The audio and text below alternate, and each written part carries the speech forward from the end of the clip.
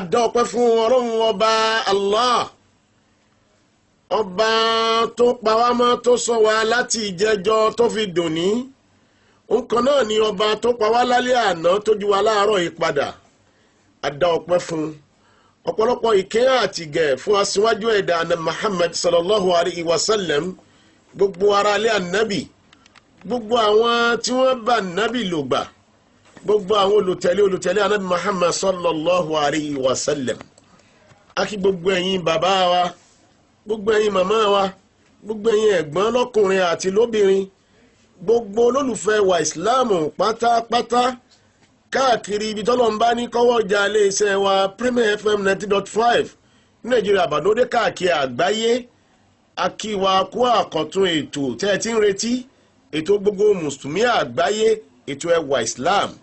Èmi náà lọ́mọ yín, arákùnrin yín, olólùfẹ́ nínú Islam, Ismail Olúwakẹ́mi Akéwkéwé. Wassalamu alaikum wa rahmatullahi wa barakatuhu. Wa alaikumussalam wa rahmatullahi wa barakatuhu. Alhamdulillahi wala hawla wala quwwata illa billahi al-aliyyil azim. Gẹ́gẹ́ bá ṣe máa àlàáda wa lórí ètò ẹwà Islam pé tá a bá ti ní àlejò, abala mẹ́ta ni. Abala àkọ́kọ́ náà ni ìta máa fi gbin oúnjẹ Ọlọ́run ọba Allah sínú ara wa. Abala ẹlẹ́ẹ̀kejì náà ni ìta máa fi fúnra wa ní nílò nínú Al-Qur'ani àti Sunnah tànàbí àti nọ́mbà ní lọ́nkàlẹ̀ bàbá wa lẹ́ Yorùbá. Abala ẹlẹ́ẹ̀kẹta náà ni ìta máa fi sí ojú òpó lẹ̀ tí kálukọ́ máa pè wọlé láti jọ bára wa sọ̀rọ̀ lórí ọ̀rọ̀ tọ́lọ́run, láti béèrè láti sọ fún wa nípa ibi tọ́rọ̀ Islam ń lọ. Gẹ́gẹ́ bá ṣe wá ń gbọ́ wa yìí, pẹ̀lú yọ̀ǹda Ọlọ́run, bẹ́ẹ̀ náà la lè máa wò wá kétékété lórí ìtàkùn àgbáyé lórí Facebook, tí a máa wò wá lọ́wọ́lọ́wọ́ bá ṣe ń sọ̀rọ̀ yìí, kí wọ́n sàtìrọ akọ síbẹ̀ pé o láìkì rẹ̀ náà ni ó sì máa bá ètò náà lọ. Ó tún lè share rẹ̀ pé mo tún share rẹ̀ kọ́ darapọ̀ mọ́ wa lórí Ismail Akéwkéwé. Láì ní dènà pẹ́nu, a wá rí pé ètò jẹ́ ọ̀rọ̀ Ọlọ́run ta kọ́kọ́ nì iná ni a kọ́ fi bára wa sọ̀rọ̀ Ọlọ́run. Fẹ́ tó bá jẹ́ pé gbà àkọ́kọ́ ní tí ṣe ń darapọ̀ mọ́ ètò ẹwà Islam, fún ẹ bá sì jẹ́ pé ó ti ń gbọ́ wa tẹ́lẹ̀ yóò ti mọ̀ pé abala mẹ́ta náà ni pẹ̀lú àṣẹ Ọlọ́run. Àwọn sùwárù táyà lọ nínú Al-Qur'ani. Àkọ́kọ́ ni Suratul Baqarah, èyí náà ni ọgbọ̀rọ̀ kejì nínú Al-Qur'ani ní àyà 34, èyí àyà 44. Bákan náà la lọ sí Suratu Hud, èyí náà ni orí kọkànlá Al-Qur'ani ní àyà 88 rẹ̀ náà ni ibi tá a fẹ́ lọ mẹ́ tọ́lọ́mọ́ wá fún wa nígbà láyè. A wá lọ sí Suratu Saf. Suratu Saf yìí ni ọgbọ̀rọ̀ ẹyọ̀kan lé ní ọgọ́ta, Quran chapter 61 ní àyà ẹlẹ́ẹ̀kejì àtẹlẹ́ẹ̀kẹta rẹ̀. Iná ni a fi bára sọ̀rọ̀ Ọlọ́run. Kí l'Ọlọ́run sọ fún Nabi Muhammad ní Suratul Baqarah takọ́yà lọ. A'udhu billahi minash shaitani rajim. Asadi Ọlọ́run ọba Allah kó lọ́dẹ̀sùn ní ẹni ẹ̀kọ́, ẹni ẹgbẹ́, ẹni àsọkópa. Bismillahir rahmanir rahim. Pẹ̀lú orúkọ Ọlọ́run ọba Allah, ọba àjọkí ayé. Ẹ ti ń kírun Ọlọ́run ọkẹ́, ẹ ti ò kí Ọlọ́run ọkẹ́. Ar-Rahman ni ọba Rahim, ọba àsàkí àláìra, rọmọsá àsàwákẹ́njọ́ al-Qiyama. Atamuruna an-nasa bil-birri wa tansawna anfusakum wa antum tatluna al-kitaba afala ta'qiluna. Ọlọ́run ọba Allah subhanahu wa ta'ala nínú àyà yìí ó bẹ̀rẹ̀ pẹ̀lú pé atamuruna an-nasa bil-birri. tamani albirri lọ́dọ̀ àwọn ẹlẹ́kọ̀ọ́ lárúbáwá ẹlẹ́kọ̀ọ́ kéwú wọ́n ní iná ní àpapọ̀ jima'ul birri aw jima'ul khayri àpapọ̀ gbogbo nǹkan tá ń pè dáadáa ọlọ́run ọba Allah ni atamuruna an-nasa bil birri. atamuruna an-nasa bil birri. àwọn àfáà lábẹ́rẹ̀ látòrí ọ̀rọ̀ wa ọlọ́run ní sí àwọn àfáà á máa pàwọn èèyàn láṣẹ pé kí wọ́n máa ṣe dáadáa lápèjúwe àfáà wa là á ṣe wá sí pé káwọn èèyàn máa kírun àwa là á ní kí àwọn èèyàn kí wọ́n bẹ̀rù ọlọ́run àwa là á ní kí àwọn èèyàn máa hùwà àbàjẹ́ àfáà tó ní kí wọ́n máa kírun yìí àwọn náà wọ́n wà ní mọ́sálásí wọ́n kírun lásìkò tó bá di pé wọ́n lọ síbi òde súná ọmọ òde ìgbéyàwó àníkà tán débẹ̀ tásìkò sọ̀láàtì tó wọn ò ní kírun tí ẹlòmíì bá lọ bá wọn pé anakumullah àsìkò sọ̀láàtì mọ̀ tó wọlé ní mọ̀nàfíkì tiẹ̀ níwọ́ ṣùgbọ́n wọn dá sọ tá a fi dáàrí gígé nìkan fi gbọ́ bẹ́ẹ̀ sì ni ọlọ́run tó ní sọ̀láàtì ó gbé kalẹ̀ pẹ̀lú gbogbo àwọn àsìkò rẹ̀ àsìkò báyìí lẹ́ẹ̀mọ́ kí zuhur tọ́jẹ́ ìrun àkọ́kọ́ tá a máa kí lójúmọ́ àsìkò báyìí lẹ́ẹ̀mọ́ kí àlà asr àsìkò báyìí ní magrib àsìkò báyìí ní ìṣáì àsìkò báyìí làsùnbà gbogbo eléyìí náà lọ́lọ́run fi kalẹ̀ fún wa atamuruna an-nasa bil birri. atamuruna an-nasa bil birri. ẹ̀yin lẹ́ ń pa àwọn èèyàn láṣẹ láti máa tẹ̀lé gbogbo òfin ọlọ́run pátápátá tí àwọn àfáà bá ń sọ̀rọ̀ ẹnu wa máa dùn pọ̀ nù ọ̀rọ̀ aláàní ẹ máa wu àbàjẹ́ máa wo àsìmọ́ra àfáà náà ń di ìbàjẹ́ abẹ̀ látòrí àwọn àfáà kan àwọn bàbá àtàná ọ̀pọ̀lọpọ̀ àwọn bàbá wa àtàná ni wọ́n bẹ̀rù ọlọ́run náà bàbá wa tòní náà tí wọ́n bẹ̀rù ọlọ́run náà kúnnú wọn. atamuruna an-nasa bil birri.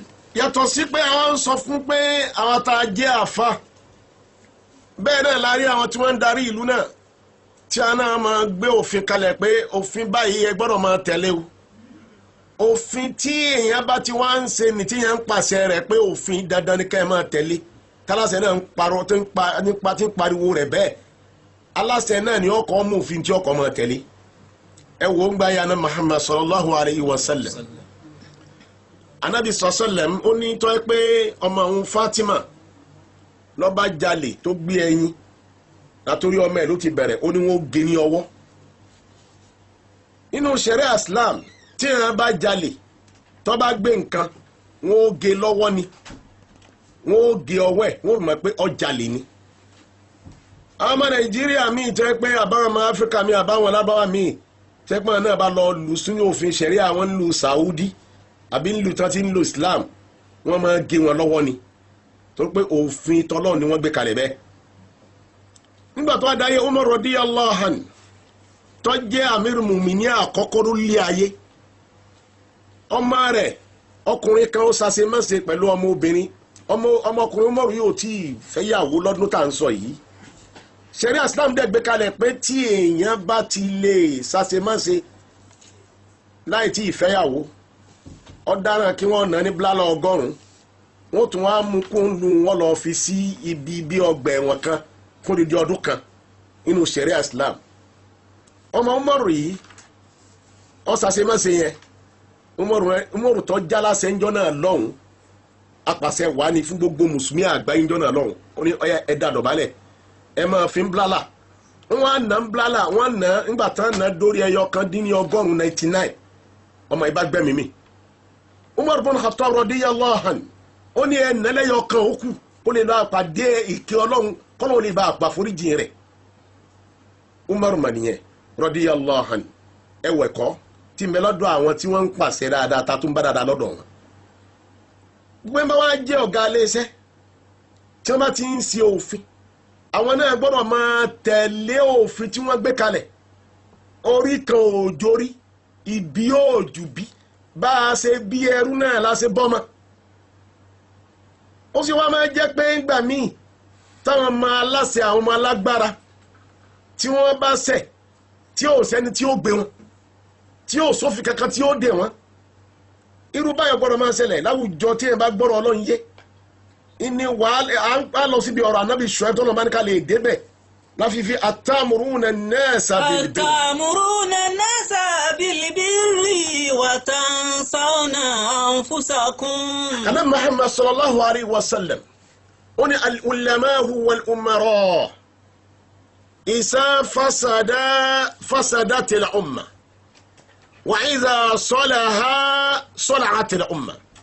Ànábì ní kẹ́ni al-umara àwọn tí wọ́n jẹ́ apàṣẹ tí wọ́n jẹ́ olùdarí ìlú nínú àwọn al-umara yìí akí gbogbo àwọn bàbá wa tí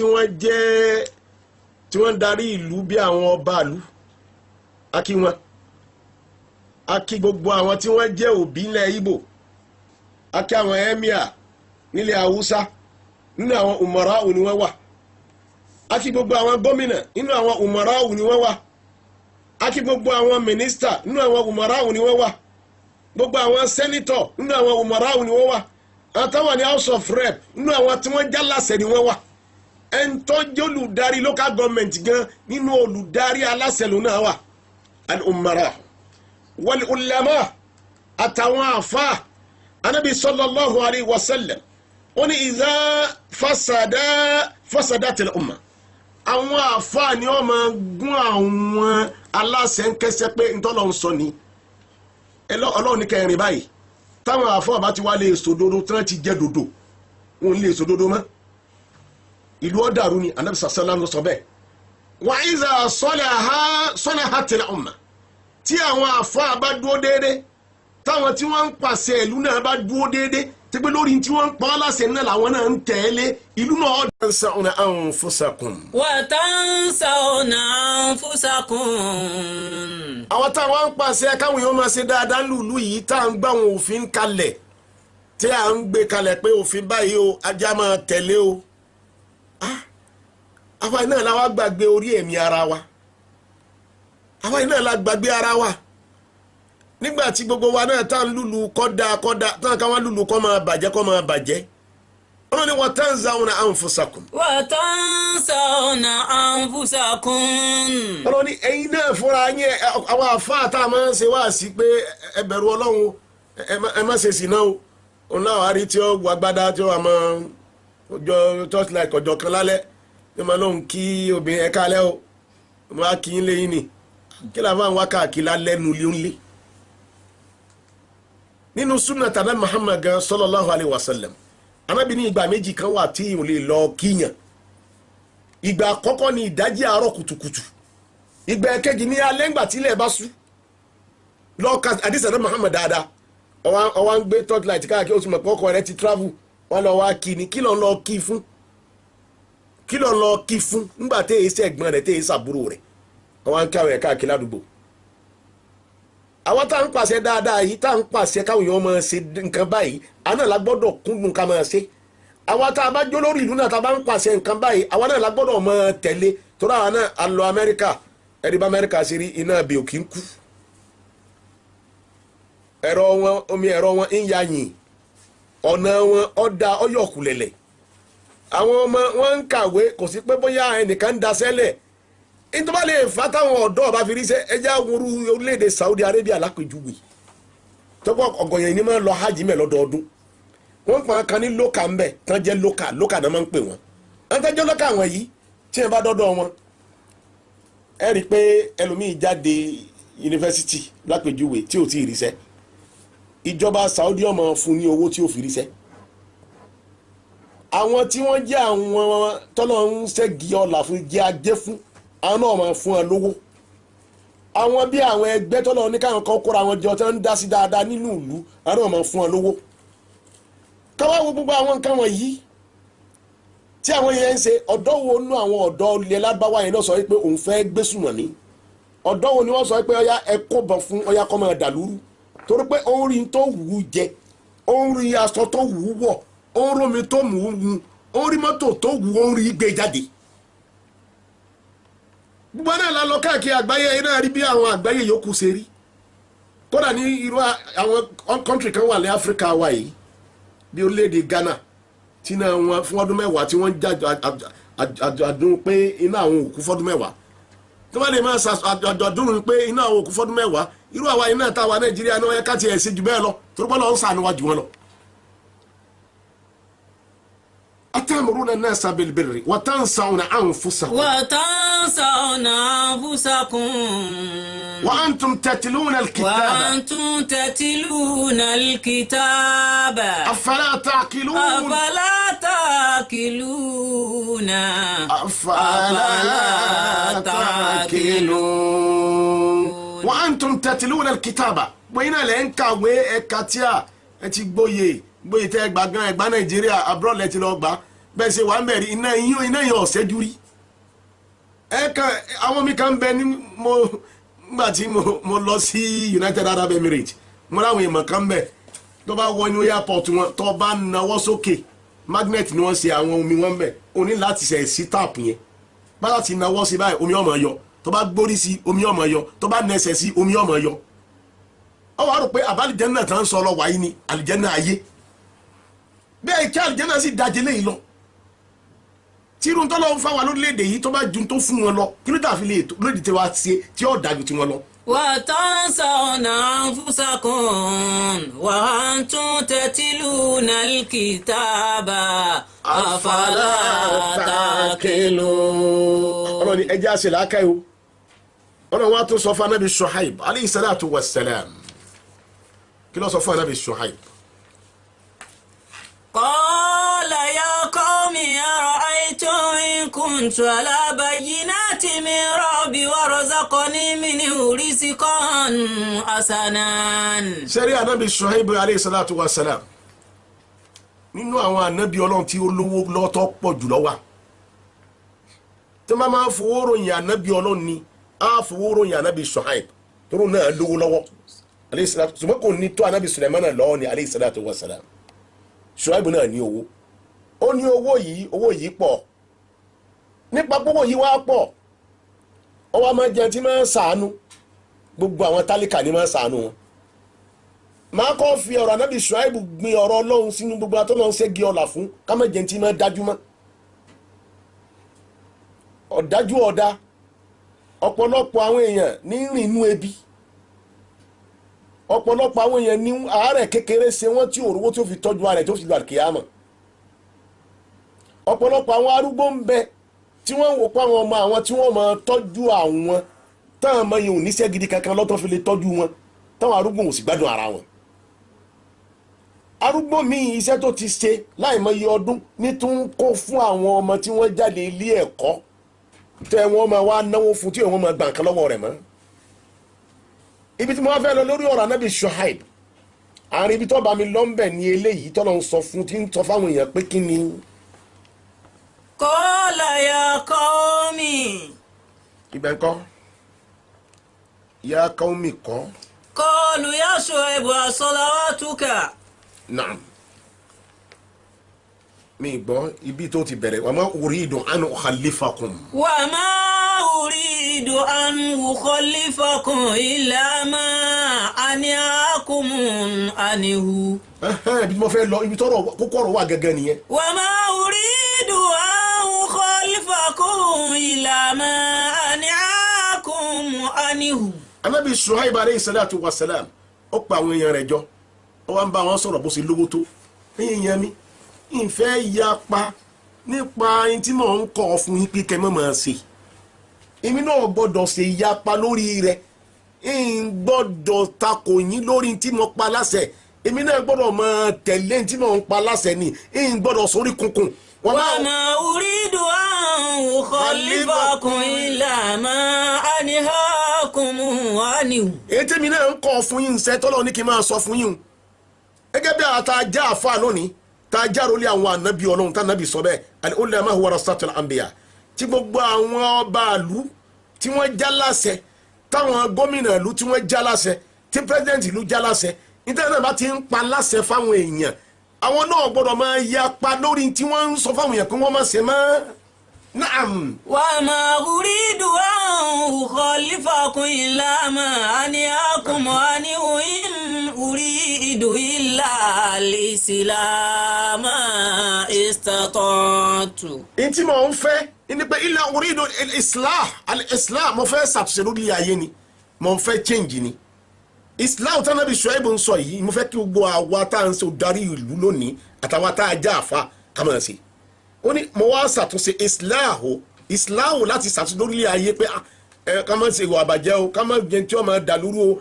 ká má jẹ́ tí wọ́n máa gbésùmọ̀ mí o ká má jẹ́ tí wọ́n máa fa wàhálà o illa al-islah ma istata'tum bágbára mi ṣe mọ́. in uridu illa al-islama istata'tu. wa ma tawfiqi illa billah. wa ma tawfiqi illa billah. alayhi tawakkaltu wa ilayhi unib. alayhi tawakkaltu wa ilayhi unib. wa ma tawfiqi illa billah ọ̀rọ̀ Ànábì Ṣuaibu náà nù o iná ní bọ́rọ̀ ń bọ̀ tó wá di àdúrà táwọn èèyàn ń fa náà kàlẹ́ ẹ̀ lónìí o ìnáwó náà kàlẹ́ pé wa ma tawfiqi illa billah kò sóhun tó fi hàn lè fi ṣe kò yẹ ṣe kò ń gẹ́ kà fọlọ́n wa ma tawfiqi illa billah. wa ma tawfiqi illa billah. kò sẹ́ni kankan tó lè fi yàn ṣe kò ń gẹ́rẹ́ láìláà fọlọ́n ọba Allah nìkan ni. wa ma tawfiqi illa billah. alayhi tawakkaltu.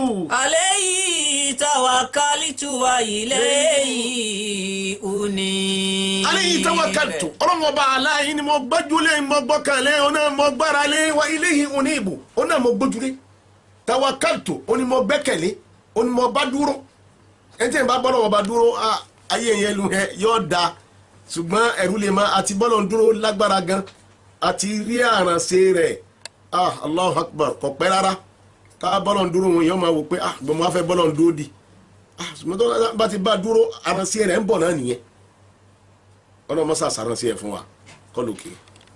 billahi wala hawla wala quwwata illa billahi al-aliyyil azim ẹwà Islam náà lè tó Premier FM 93.5 náà la wà tá a kalẹ̀ sí Nàìjíríà tilẹ̀ Ìbàdàn abala wáàsí náà la fẹ́ rọ amú débì kan tí ó dàbí ikọ̀ tí èèbó fi ẹnu ọkọ̀ sọlẹ̀ ṣùgbọ́n kí n tó kò ní abala wáàsí mo fẹ́ sáré yà lọ Suratu Saf aya 61 pápápá ya ayyuhal ladhina amanu tọ́lọ́ sọ fún anam Muhammad bẹ́ẹ̀ lima taquluna ma la taf'alun. ya ayyuhal ladhina amanu lima taquluna ma la taf'alun. ọlọ́run ni mo pe gbogbo ẹ̀yin gbàgbọ́ òdodo lima taquluna ma la taf'alun kí ló dé tá a máa sọ nǹkan tá a ní lè ṣe a máa sọ jáde lẹ́nu. lima taquluna ma la taf'alun. mo ka hadith ana Muhammad kan sallallahu alayhi wa sallam ẹ̀rù sì bà mí mo sì ń sunkún anabi sallallahu alayhi wa sallam ó ní bá dijọ́ alkiyama gbogbo ọ̀tá máa àwọn tá a jọ ń wá sí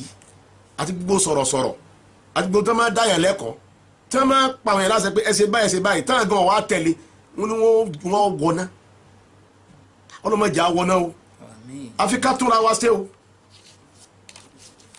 nígbà tí wọ́n jẹ́ àwọn tí àwọn máa ń sọ pé a ṣe nǹkan báyìí tá káwọn èèyàn jọ pé a ṣe campaign a ṣe nǹkan báyìí o a ṣe nǹkan báyìí o ọ̀pọ̀lọpọ̀ nǹkan tá a sì ní ṣe kankan mẹ́ ọlọ́run ní kí ló dé tẹ́ ẹ̀ máa sọ nǹkan tẹ́ ẹ̀ ní lè ṣe jáde lẹ́ẹ̀sì máa sọ ẹ̀ sì ní ṣe. lima taquluna ma la taf'alun. ẹlòmíì torí pé kó lè bá àríyàwó fẹ́ ẹnu rẹ̀ wàá dùn yọ gbogbo ohun tí ó da fún yàwó ni ó sọ pé gbogbo tí ò lè ṣe láyé yóò ní tó bá wọlé mi gbogbo nǹkan báyìí máa ṣe fún ẹ máa ṣe báyìí máa ṣe agbá máa ṣàwo inú yẹn náà ó dùn pé òun rí kíyàn láyé yóò bá kó ọwọ́ bá wọlé tán máa sọ pé wo nǹkan ṣàdé yẹn fún ẹ ni ìyẹn sì ti bímọ méjì ojú rẹ̀ bá lápá after ọmọ méjì tí ó wàá sókùn fẹ́ lọ ni. lima taquluna ma la taf'alun. lima taquluna ma la taf'alun. wọ́n tún máa bílẹ̀ ìrìnjọ́ tán sí mẹ́dín pé tó ṣe mú tọ́ àní gbogbo ẹ̀lú òun mú sẹ́ tí ó ti máa fọnú lé àná pé kò sí problem kankan yọ́ máa jánu pé máa ṣe nǹkan báyìí yọ́ máa jánu gidi yóò ní àwọn ọkọ̀ gidi o pé ó kan tó ti ní lásìkò gbà náà ni ó sá máa fún ní wàá kàkún pé kí ni ìyẹn wọlé tán báyà yọ dájú ni lima taquluna ma la taf'alun. lima taquluna ma la taf'alun. àwọn táwa jẹ́ àfa náà lima taquluna ma la taf'alun. àwọn tá a jẹ́ baálẹ̀ lima taquluna ma la taf'alun.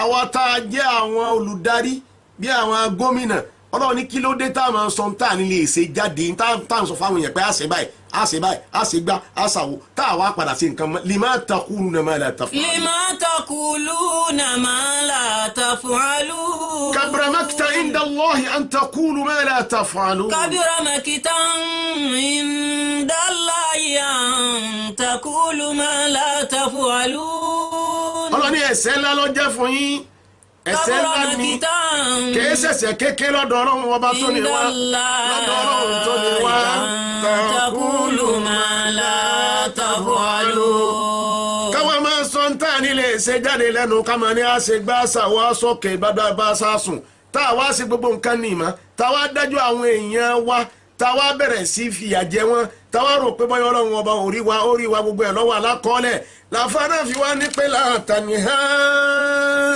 لا تنهى عن خلق وتأتي مثله. àfààní jẹ́ ń sọ fún ọ má ṣe máa kọ̀ wá kan tí ò dá fáwọn èèyàn mọ́ kí wọn náà wá máa wúrú ẹ̀.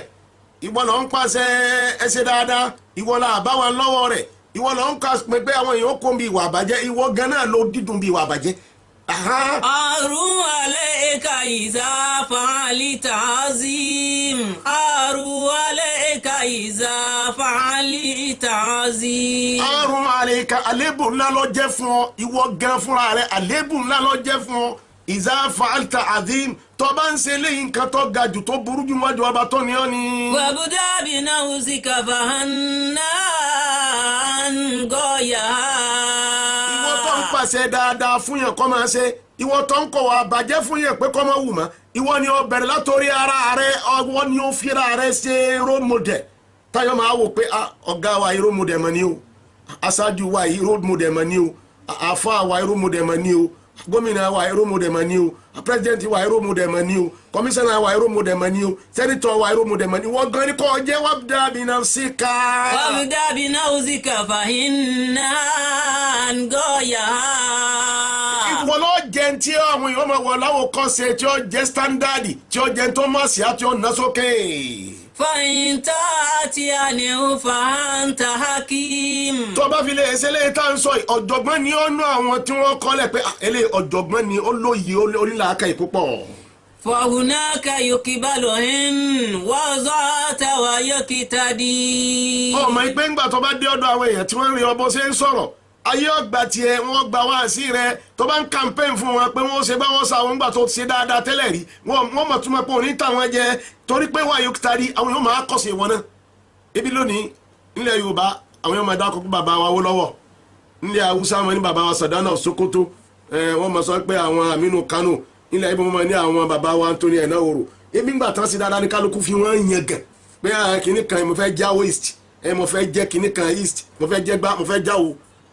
àwọn wa mú fìlà rẹ̀ kálukú náà wá ń de wọ́n mú gíláàsì onígòmí ojú méjì tó ń gbé aṣọ kálukú wọn wọṣọ Awólọ́wọ̀. nígbà táwọn yẹn ṣe dáadáa lẹ́yìn náà sọ pé yìí náà fẹ́ máa ṣe dáadáa. وهناك يقبلهن وذات ويقتدي. ẹ bá fẹ́ wọ́n kọ́ sẹ́yìn bí àwọn tẹ́yìn ń pariwo nì. بالقول منك ويفناه تعليم. ọ̀rọ̀ tó o bá ń sọ yóò jọ̀rọ̀ tí o máa ń sa àwọn yẹn láǹfààní, ẹ̀kọ́ tó o bá ń kọ́ wọn àwọn yóò máa rí i pé ọ̀gá wa yìí kìí ṣe ti máa jàǹbá wá sí odò lábàdà abẹ́hùn. kí n sáré bọ́ sí abala náà kàlí torí ìjọba àsìkò kí wọ́n bọ́ sí abala náà kàlí yìí mo fẹ́ rọ gbogbo wa á rí i pé ẹwà Islam mo máa ń sọ fún wa pé kò sí ní jẹ́ ẹwà Islam Foundation ju gbogbo àwa mùsùlùmí náà lọ. ṣùgbọ́n lórí bẹ́ẹ̀ àwọn ẹrú Ọlọ́run kankan náà tán náà ń wo irú àwọn brọ́dà wa Lucky Electronics ní Bódìjà ọlọ́ba asánlẹ̀sán rí sísá wa Rọ́fíà ọlọ́ba asánlẹ̀sán rí brọ́dà wa Ismail Buzair ọlọ́ba asánlẹ̀sán rí. nítawọn yẹn ní agbára ọkàn tá a rí la fi ń pè yẹn. bàbá kan náà ó jẹ́ ẹni tó ti fẹ̀yìntì náà Alhaji wa Bello ọlọ́ba asánlẹ̀sán rí. wọ́n ti fẹ̀yìntì tún náà bí iṣẹ́ ìjọba ó ti ń lọ bí ọdún 11 wọ́n tún ń dá sí bí wọ́n bára wọn ṣe mọ́. ìwọ náà wọ́n tó fẹ̀yìntì bí iṣẹ́ ìjọba láti bí ọdún 11 tó náà ń dágbára rẹ̀ ṣe mọ́. sọ yọ̀wọ́ lẹ̀kọ́ ju èmi àti ẹ̀ lẹ̀ èyí táwọn náà fi lè máa ṣe jàlá náà ń ṣe yìí ìwọ náà dá sí tọ́lọ́hún ẹwà Islam communication ní jẹ́ iléeṣẹ́ bank First Bank ní báǹkì tí ẹwà Islam ń lò First Bank account number ẹwà Islam òun náà ní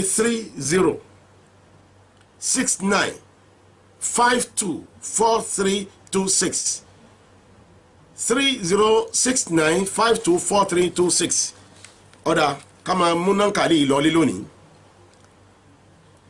nankali yìí lọ́dọ̀ àwọn ẹni Ọlọ́run ló ti jáde ahu yahu Allahu yas ahu yahu Allahu yas 1111 mútúbà rẹ̀ lélẹ́yìí ya Allah ya Allah ya Allah ya yahu ya yahu ya yahu ya huwa ya ahad ya fa'ilu kulli shay'in ya adhhar ya batin ajibli bi ismika al-azim al-ahzam ìgbà mọ́kànlá láàké útúbà yẹn wọ́n bá bèèrè tó fẹ́ lọ́dọ̀ ọba tó ní ọ́ ṣùgbọ́n o májẹ̀mú kan ní o májẹ̀mú pé ìwọ náà àwọn ẹ̀ṣẹ̀ tá ń ṣẹ̀ yẹn kó ń díẹ̀ o àrámù tó ń jẹ ọba ń jẹ àrámù àdúrà ò ní gbà o lọ́rán tí ọ̀rọ̀ àná Muhammad lórí ẹ̀ ìwà sìnà tó bá ń wù lọ kó ń mẹ́ kádùn ààrẹ lè bá gbà o irọ́ tó ń pa má parọ́ mọ́ ọ̀rọ̀ ẹ̀yìn tó ń sọ má sọ̀rọ̀ ẹ̀yìn mọ́ kéèta tó ń ṣe má ṣe kéèta mọ́ òfófó tó ń ṣe má ṣe òfófó mọ́ wọn náà wá tán síwájú ọba tó ní ọ́ kọ́ ti dáríjì ẹ̀ṣẹ̀ rẹ̀ astaghfirullah alhamdulillah la ilaha illa salatu fan nabi wá fàdúrà yìí wá sí wá bẹ̀rẹ̀ tó ń fẹ́ lọ́dọ̀ Ọlọ́run bá tó ní ọ́ yóò fi lé Ọlọ́run insha Allah ta'ala. ahu yahu Allahu yasin ó wí bẹ́ẹ̀ nígbà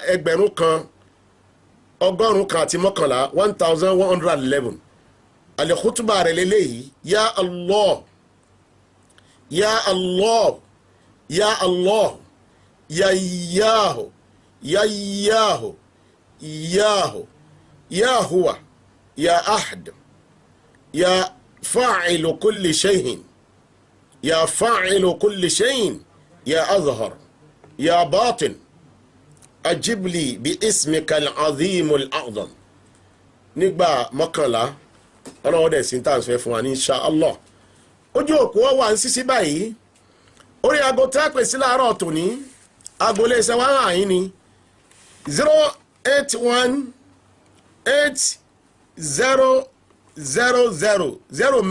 08180000935 salamu alaikum. Wa alaikum salaam wa rahmatullahi wa barakatuh. Naam. Àbíyẹ̀kọ́ Ọlọ́run ló ń ṣètò rẹ̀. àjò àbájẹ́ kò ní láti ló sẹ́yìn o. Mo ti mọ̀ bẹ́ẹ̀, mo ti gbóhùn bàbá àlùbáríkà. Àláfíà ara yín tẹ̀sí lọ́dẹ̀ fi ń bọ́ ọlọ́wọ́ ọba nígbà náà jẹ máa lékún ni. Allahumma amin. Ọlọ́wọ́ bá tẹ̀sí ti àwọn ọ̀rẹ́ ìdójú tó láǹfààní. A sì fi dára ọlọ́wọ́ bá ti mú ọjọ́ máa jó àgbọ̀n táwọn bí wà sí gbogbo ìgbà. Allahumma amin. Allahumma amin. Wataaqina billahi. Jazakumullahu khairan jaza. Masha Allah. Alhamdulillah. Ojú òpó tá a lè pèsè ní àyín láàárọ̀ tòní náà ni 08180000935. Assalamu alaikum.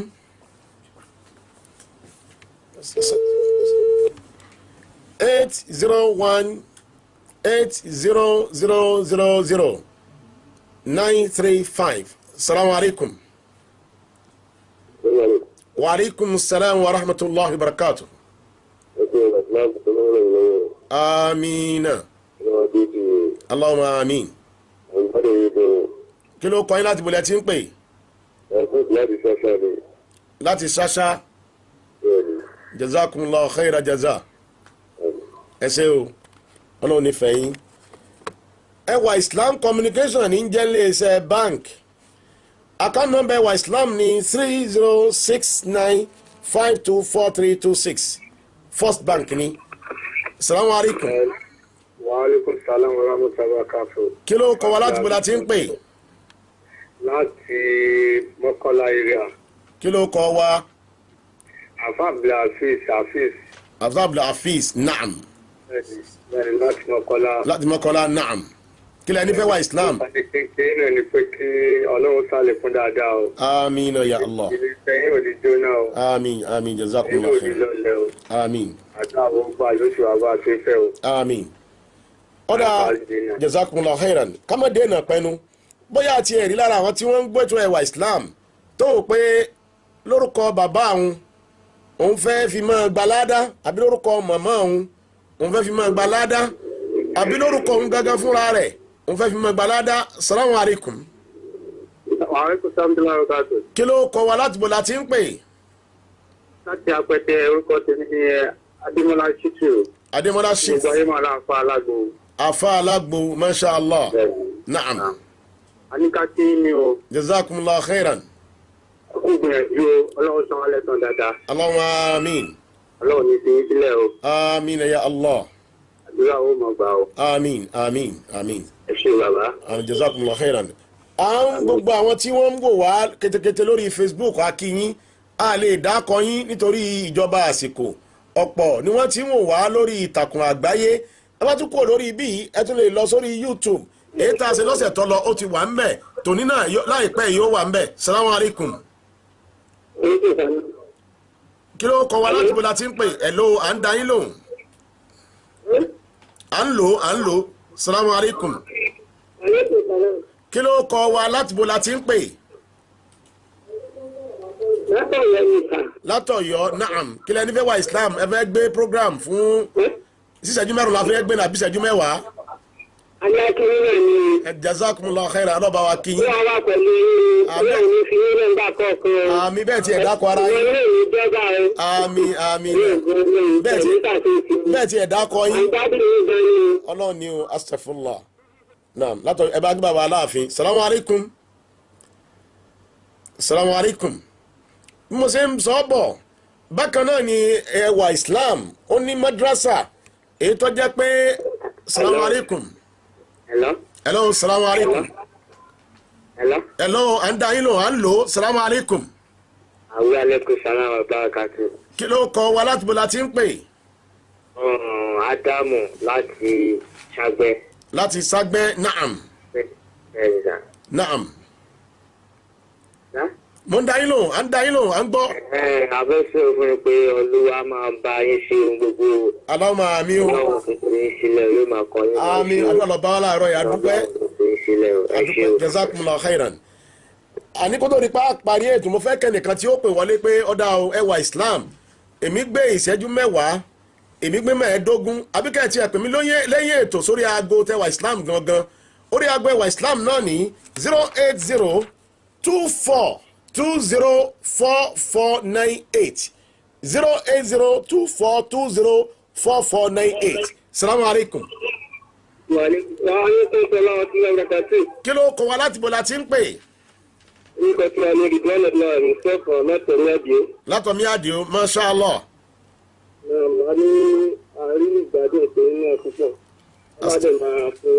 Amin. Ọ̀dà alhamdulillah wàlá àwùlà wàlá quwwata illa billahi al-aliyyil azim.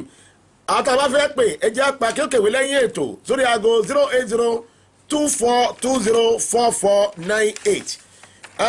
Lórúkọ olóòtú ẹwà Islam Abdulrasheed Abdulaziz Adewale lórúkọ Ismail Abdulqadri lórúkọ ọmọọba tọ́gbẹ́ òun náà ní bá mi gbóge bá mi gbélé òun náà ló pè mí wọlé ọwọ́ rẹ̀ ò ní dìbàjẹ́ lórúkọ Ajíbọ́lá olówó yọ lórúkọ èmi gẹ́gẹ́ fúnra mi Ismail olúwakẹ́mi akéwkéwé inshallah rahman ó di jọ́mẹ́jọ ká nípàdé ayọ̀ káwọ̀ ẹ̀jímọ̀ káwọ̀ ẹ̀sọ́tọ̀ dáa wasalaamu alaykum wa rahmatulahi wa barakatuhu.